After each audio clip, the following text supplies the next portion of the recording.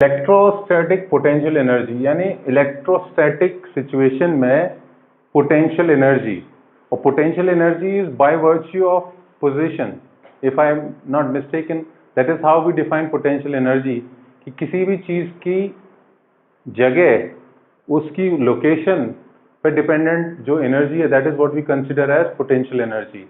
तो यानी एक इलेक्ट्रोस्टैटिक एनवायरनमेंट में एक चार्ज की जो पोजीशन बनती हैं उनकी वजह से जो एनर्जी होगी that is what we would kind of relate as potential electrostatic potential energy. अब उसके पीछे कारण क्या है, like as you can tell, जैसे आप मान लीजिए एक चार्ज आपका यहाँ पे रखा हुआ है, ठीक है, और एक आपने क्या किया, आपको एक चार्ज को सपोज इस पोजीशन P से एक दूसरी पोजीशन P' या Q पे लेके आना है।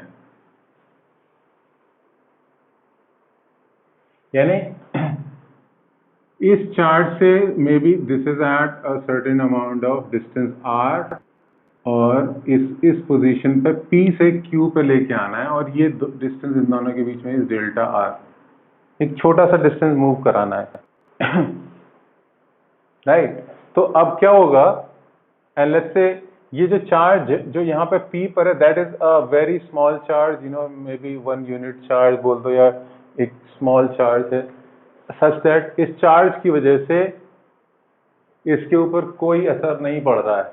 और बेसिक बात इलेक्ट्रिक पोटेंशियल एनर्जी, अब इसमें सिचुएशन में क्या है, like what is happening is, किसी भी एक चार्ज की प्रेजेंस में अगर किसी दूसरे चार्ज को मूव करते हो आप a certain amount of distance, एक छोटा सा डिस्टेंस let's say, तो उसमें क्या होगा, you would need to spend some work, आपको कुछ ना कुछ काम करना पड़ेगा इस चीज के लिए। ये चार्ज अपने, अगर ये चार्ज पॉजिटिव है और ये चार्ज भी छोटा पॉजिटिव चार्ज है, तो ये चार्ज को इस पॉइंट P से Q तक लाने में आपको कुछ मेहनत करनी पड़ेगी। It would not come on its own, at least in this situation. Can you tell me why? Correct. तो यानी ये जो चार्ज है एनीवेज इसकी वजह से यहाँ पे इलेक्ट्रिक फील्ड होगी, यानी एनीवेज ये चार्ज इस पर कुछ ना कुछ इस डायरेक्शन में फोर्स लगा रहा होगा, which would be electrical in nature. तो इस फोर्स को ओवरकम नहीं करोगे तब तक ये खिसकने वाला नहीं है।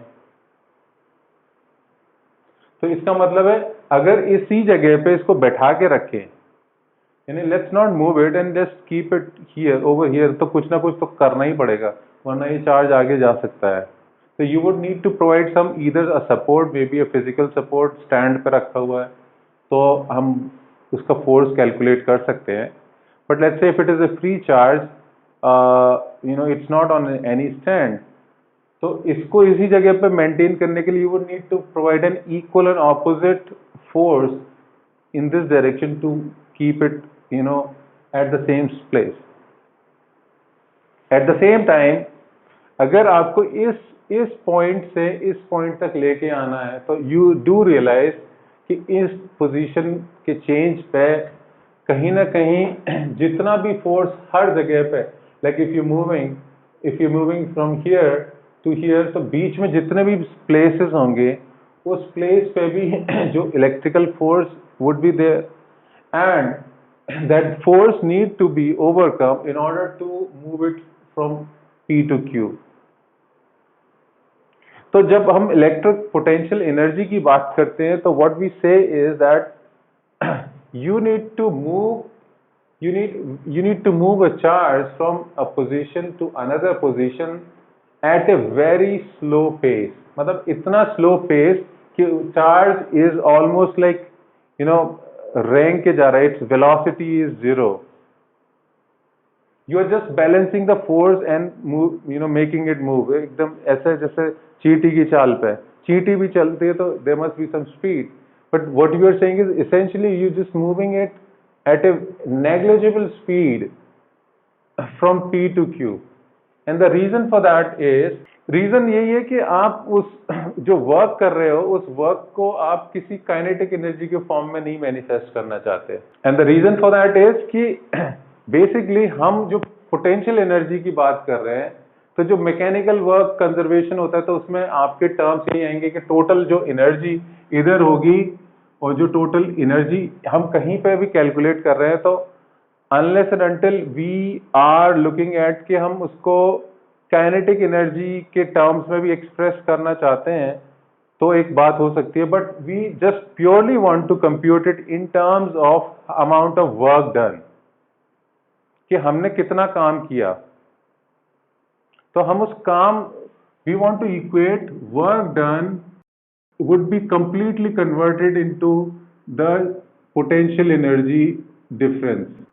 अदरवाइज क्या होगा, जो वर्क डन किया होगा उसमें से कुछ पार्ट आपका काइनेटिक एनर्जी के फॉर्म में स्पेंड होगा, plus remaining amount would be attributed to the potential energy. तो हम हमारा सिंपल इसको धीमे धीमे मूव कराने का ये है कि हम इसको इसके चेंज के टर्म्स में एक्सप्रेस कर सकें। तो अब इसमें ये जो वर्क डन की डेफिनेशन आएगी, तो वर्क डन क्या होगा कि क्योंकि आपको क्योंकि हमने यहाँ पॉजिटिव चार्ज ट्रीट किया है जो इस इलेक्ट्रोस्टैटिक फोर्स के रिपल्सिव फोर्स जो लग रहा होगा उस चार्ज, इस फोर्स को ओवरकम करने के लिए we are providing some kind of a external force as we call it F external EXT। और ये जो एफ एक्सटर्नल है would be actually equal and opposite to F electrostatic, or F electrostatic is how much? It is actually Q times E, right? It is always defined as Q times E. यानी E due to electric field, या तो ये जो इतना work done, ये जो force है, अब इसकी वजह से हम जो वर्क डन निकालेंगे, external work done would be F dot FDR, यानी या तो आप बोल सकते हो डेल्टा R, या इसको आप बोल सकते हो कि you want to integrate it from whatever position you have to wherever you want to reach. तो it is always at the integral of force external into dr।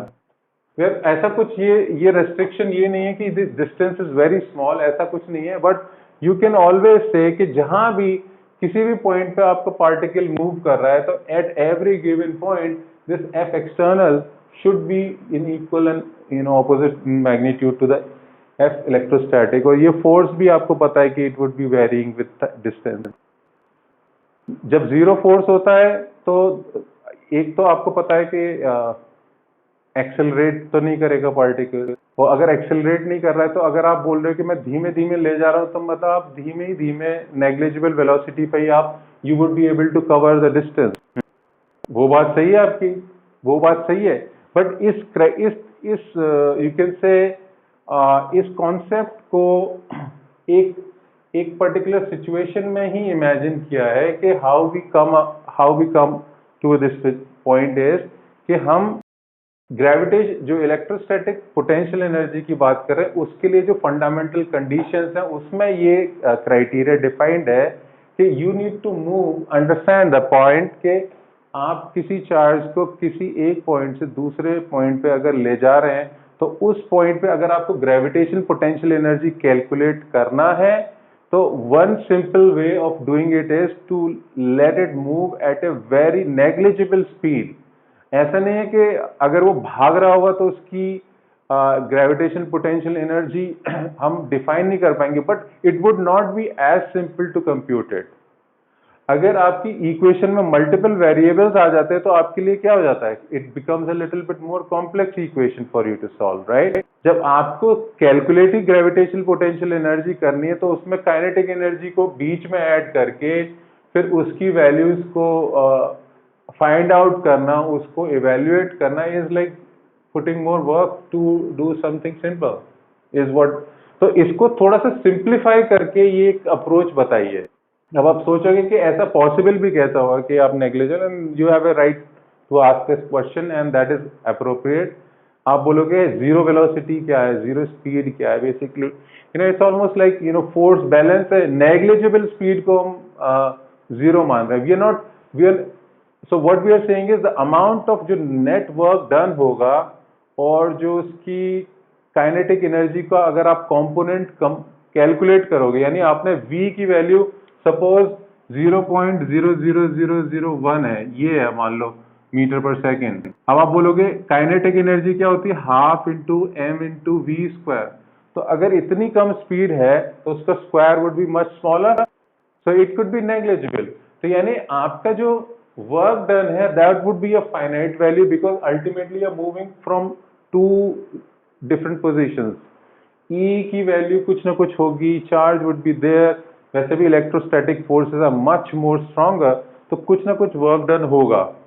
तो if you compute that work done, then वो work done is actually going in, like अगर आप उस force जो electrostatic force है उसके against अगर आप मूव कर रहे हो तो जितना भी आपने वर्क किया external work, that goes into an increase in the potential electrostatic potential energy of the charge. यानी अगर ये चार्ज यहां पे बैठा है तो it has a lot of more energy in comparison to its original place, because the force wants to push it away। और अगर आप उसके अगेंस्ट आ रहे हो तो you need more energy। अगर आप एनर्जी नहीं होगी तो आप वहीं भाग जाओगे। जैसे ग्रेविटेशन में क्या होता है, ग्रेविटेशन में the further you are away the more you have gravitational potential energy, the closer you get you have less of it। और ग्रेविटेशनल पोटेंशियल एनर्जी को एक्चुअली जीरो बोलते हैं इंफिनिटी पे, और बाकी जगह पे it is a negative value.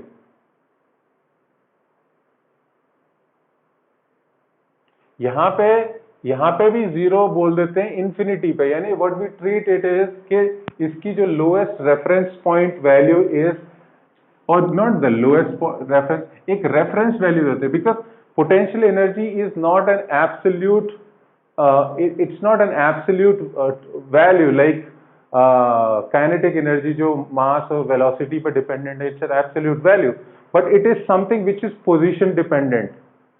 तो किन दो पोजीशन के बीच में मूव हुआ है, that decides how much is the potential energy change, not the absolute energy, absolute potential energy, right. तो हम क्या बोलते हैं, ये जो F एक्सटर्नल dr, यानी this is your work done, right, this work done is it gets stored into the form of potential energy. तो potential energy को कैसे डिफाइन करते हैं, इट्स अ चेंज। तो U is the symbol for that, and U at Q, अगर हमारा Q is the point minus U at whatever point जहां से आप चले, this is actually equal to the work which is done, external work done।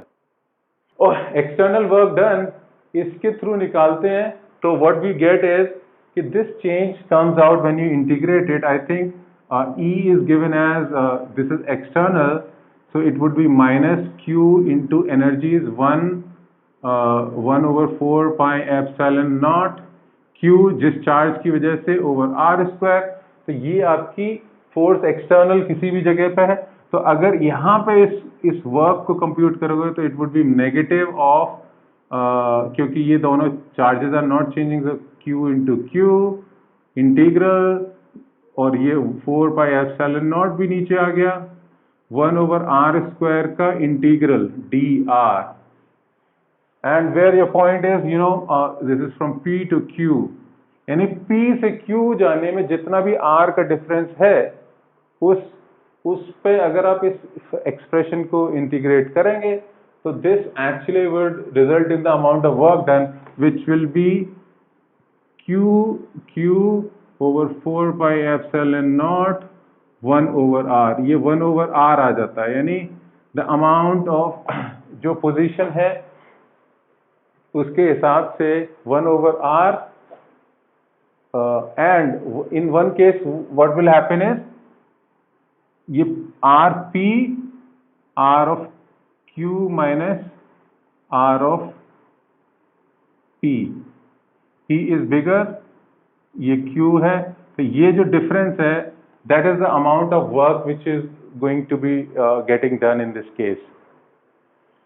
तो इसी के बराबर हम यहाँ पे लिख देते हैं, it is Q over 4 pi epsilon naught 1/r Q minus 1/r rp. As you can tell, this is a positive expression. तो यानी इस केस में आपकी potential energy would be positive, और इसमें अगर आपके ये p पॉइंट यानी जो फर्दर पॉइंट, अगर आप since we considering only the difference of it, difference के केस में यू हैव एन एडवांटेज कि आप एक वैल्यू को आप रेफरेंस पॉइंट भी ले सकते हैं. तो रेफरेंस पॉइंट हमारा ये मानते हैं कि we start from a point which is too far away, such that जहां पे इस चार्ज का कोई इन्फ्लुएंस ही ना हो, इस चार्ज की इलेक्ट्रिक फील्ड इज नेग्लिजिबल. तो उस पॉइंट पे आप बोल सकते हैं कि वहां पे चार्ज आराम से बैठेगा without any fear, phobia or impact from this charge. वो आराम से वहां पे बैठा होगा. तो उस पॉइंट पे we say that the u of p is actually 0 at where p is a point which is infinitely large और infinitely दूर उससे. तो हमारे लिए क्या होता है उस केस में, u at any point यानी किसी भी पॉइंट पर डिफाइन कर सकते हैं. तो वो जो Q है हमारे केस में कि अगर Q पे लेके आना है तो U at Q बोल सकते हैं, या इसको सिंपली U भी बोल सकते हो, is actually equal to Q. क्योंकि ये P इनफाइनाइटली दूर था तो ये वैल्यू 0 हो गई, and it will become 1/RQ. यानी फाइनली जहाँ पे चार्ज को आपको होल्ड करना है, तो इस Q को आप ड्रॉप कर सकते हैं. तो you can in general write it as U is nothing but Q over 4 pi epsilon naught R. ये आपका you can say the value of potential energy at a point which is R units away from a charge will be given by this expression, where you can say the energy potential energy is 0 at infinity. ठीक है. तो अब इसका reason तो हमको समझ में आ ही रहा है कि मतलब क्यों ये पोटेंशियल एनर्जी होती है, एटलीस्ट हमको ये आइडिया है. तो इसमें एक चीज और भी समझ में आती है कि basically it is dependent on the charges, you know, कि कौन से चार्जेस और पोजीशन है. लाइक ऑलवेज यू नो सारी चीजें देखी जाए तो इलेक्ट्रोस्टैटिक में कुछ ना कुछ इन्हीं तीनों चीजों पे वेरी कर रही हैं. But at the same time it's also important to understand कि जो इलेक्ट्रोस्टैटिक जो पोटेंशियल एनर्जी है, it is kind of you know a position dependent thing. It is the force as you know is conservative force. जो electrostatic force है, it is also a position dependent force, जिसका मतलब ये भी है कि अगर आप एक पोजीशन पे आते हो, you know, in the presence of A charge, तो इस पोजीशन पे आने में अगर आप सपोज यहां से मूव किए, let's say A to B, तो आप ऐसे जाइए या ऐसे जाइए या ऐसे जाइए या ऐसे जाइए. इलेक्ट्रोस्टैटिक फोर्स हर जो कंजर्वेटिव फोर्स की वजह से the amount of work you would do by any which way you take to reach point B starting from point A would be equal. Delta R value कैसे, displacement ही तो होता है, वो displacement vector, it's not a path, right. तो इसका मतलब ये है कि आप किसी भी रास्ते से आइए, घूमते हुए आइए, ऐसे आइए वैसे आइए, as long as you moving from A to B, आपका जो चेंज इन पोटेंशियल एनर्जी है, जिसको बोलते हैं कि इंक्रीज, यहाँ पे इंक्रीज हो रही होगी, वो पोटेंशियल एनर्जी का इंक्रीज उतना ही रहेगा. आपको ये पता चल जाए कि ये दूसरा पॉइंट 2 मीटर दूर है, ये दूसरा पहला पॉइंट 1 मीटर दूर है, तो भी आप निकाल सकते हो using this result. You know, आपको पता चल जाएगा डिफरेंस इन पोटेंशियल एनर्जी. अगर एक बोलता है कि इनफाइनाइटली दूर था और यहाँ पे आता है, तो आपको फर्क नहीं पड़ता कि वो कैसे आया, एज लॉन्ग एज उसका कंडीशन ये है कि यू आर फॉलोइंग दैट चींटी की चाल, as we talked about. You still following that rule कि you whatever route you took, you're still following a way by which you are traveling at negligible speed, so that you're not dissipating any energy in the form of kinetic energy, and you end up being at the same place B. इतना ही है. अब ये भी आप समझ गए होंगे कि ये जो एनर्जी है कहीं ना कहीं इस चार्ज पर डिपेंडेंट है काफी हैवीली, क्योंकि अगर ये चार्ज स्ट्रांग नहीं होगा तो आपको मेहनत ही कम करनी पड़ेगी. So that means the stronger the charge, the amount of energy, the potential energy at a particular place would be higher. अगर वीक चार्ज होगा Q, स्मॉल चार्ज होगा, स्मॉल मैग्नीट्यूड है, तो definitely as a result of it वो कम force लगा रहा होगा, उसकी इलेक्ट्रोस्टैटिक फील्ड वीक होगी, तो उस उधर लाने में आपको मेहनत ही नहीं होगी. I mean you could imagine like let's say getting a free ride. Basically आपके पास आपको कोई हैसल ही नहीं, या आपको पेरेंट्स ने आपको मंथली पास बनवा दिया, आराम से घूमो. और दूसरा वो है कि भाई उसे रोज काम करना पड़ रहा है, मेहनत करनी पड़ रही है, earn his daily bread, and then he has to get tickets for the bus each and every day. तो एक को थोड़ा सा कंफर्टेबल राइड है, एक की थोड़ी सी मेहनत है. So you can imagine this is a crude comparison कि जितना strong आपके फोर्स अगेंस्ट काम कर रहा होगा, उतना ही आपकी इलेक्ट्रोस्टैटिक एनर्जी भी गेन होगी. And also what you can imagine now in a different light is कि अगर ये चार्ज का नेचर नेगेटिव होता तो आपको फिर तो ये खींचा चला आ रहा होता चार्ज अपने आप. And even in that case you can compute the electrostatic energy, potential energy much using the same rule without any problem. ठीक है, क्योंकि इट इज अ डिफरेंस. अगर ये डिफरेंस है, अगर डिफरेंस नेगेटिव आ रहा है तो इसका मतलब है it is being drawn towards it, energy कम हो रही है आपकी, रिड्यूस हो रही है. अगर ये positive value, that means you are gaining that potential energy. अब इसमें एक चीज है इंपॉर्टेंट कि this also has a small amount of charge, यानी उस पर भी डिपेंड कर रहा है कि ये क्या थे भाई साहब, स्मॉल अमाउंट ऑफ चार्ज. तो ये जो एनर्जी, potential energy का gain is dependent on not only on the source charge but also on the charge which is upon which which is being moved. तो इसका एक जो you can say charge independent version जिसे बोलते हैं, वो उसे बोलते हैं V is equal to U over Q is called as the electrostatic potential. यानी हमने इस बात से इसको हटा दिया कि क्या चार्ज है जिसको हम मूव कर रहे हैं. So irrespective of what that charge is, we want to find a value which doesn't include it. तो इसको हम बोलते हैं electrostatic potential, and that purely makes it dependent on the source charge. So electrostatic potential को फिर हम define ऐसे करते हैं कि amount of work done in moving a unit charge, यानी divide by Q कर दिया तो unit charge हो गया. यानी हमेशा बस एक unit charge मान लेते हैं, Q क्या है हमें फर्क नहीं पड़ता, as long as it is some value. तो एक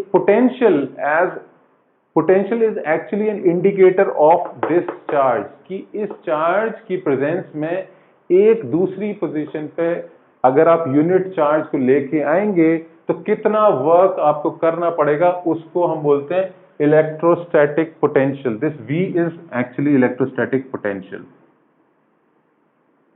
और इसका रिजल्ट इज इसमें आ जाएगा Q over 4 pi epsilon naught R. That's your value of electrostatic potential. और again as you can see, दो पॉइंट के बीच में अगर निकालना है तो बिल्कुल इसी तरीके से कैलकुलेट हो जाएगा. अगर आपको वो दो फाइनाइट पॉइंट्स दिए हुए हैं तो यहाँ पे ये Q से डिवाइड हो जाएगा and you'll get Q over 4 pi epsilon naught 1 over RQ जो final place minus the initial place. And again electrostatic potential is also zero at infinitely large distance, यानी जब एकदम infinite point पे चले जाओगे तो वहां भी उसका potential zero होगा. ठीक है, तो I think pretty much एक concept wise यही है. इसमें जो आगे आएंगी is what I will discuss next is, मैं आपको बस आज ये बता देता हूँ क्या क्या चीजें आएंगी. वन इज इक्विपोटेंशियल सरफेसेस, ठीक है, और फिर आएगा 2 कंप्यूटिंग इलेक्ट्रोस्टैटिक पोटेंशियल, ये कैलकुलेट करना due to a system of charge, और similarly electrostatic potential energy due to a system of charge, और फिर डाइपोल आ जाएंगे हमारे। डाइपोल के बारे में पढ़ा था Shivangi, do you recall understanding about the dipole? If not, that video is also available for you to refer. So dipole की वजह से भी आप इलेक्ट्रोस्टैटिक पोटेंशियल निकाल सकते हैं। These are some of the things which we are going to discuss, but I thought we would at least get an idea कि ये होता क्या है। तो हर केस में आपको start imagining कि हमें इसी चार्ज को एक दूरी से लेके आना है, तो उस पर मेहनत लगेगी। अगर वो रिपल्सिव नेचर के फोर्सेस होंगे तो आपको एक्सटर्नली मेहनत करनी पड़ेगी उसको लाने में, और अगर वो ऑपोजिट नेचर है तो भी आपको मेहनत करनी पड़ेगी, उसे धीमे धीमे रोकना भी पड़ेगा, वरना it would get sucked into that charge which is attracting it. तो दोनों ही केस में जो that amount of work you would need may be required and depending on that, तो यानी किसी भी पोजीशन पे चार्ज को लेके आने के लिए कुछ ना कुछ एफर्ट लगता है, और यही चीज है जो हम कैलकुलेट करेंगे। और इसका फाउंडेशन है जो आप इलेक्ट्रोस्टैटिक करंट इलेक्ट्रिसिटी में भी देखेंगे, क्योंकि वहां पे ये चीजें जब मूव करने लगती हैं तो उस केस में कैसे इफेक्ट आता है। So these are some of the fundamentals you can say. तो इन पे हम बात करेंगे नेक्स्ट क्लास के अंदर, ठीक है। इस पे कुछ questions I believe there must be, and I will try and highlight what questions you can target on it. और अगर शिवांगी आप नहीं कर पा रहे तो you should also try doing questions on Gauss law, and also Shrey and Hari, in case you may not have tried so far।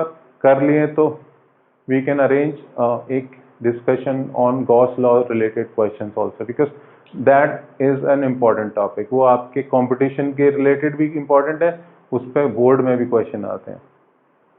तो किसी भी दिन एक क्लास ऐसी रखी जा सकती है, बट माई प्लान इज कि मैं conceptually this is what I will go with the next couple of sessions. समझ में आया? एटलीस्ट ये कॉन्सेप्ट समझ में आया आपको?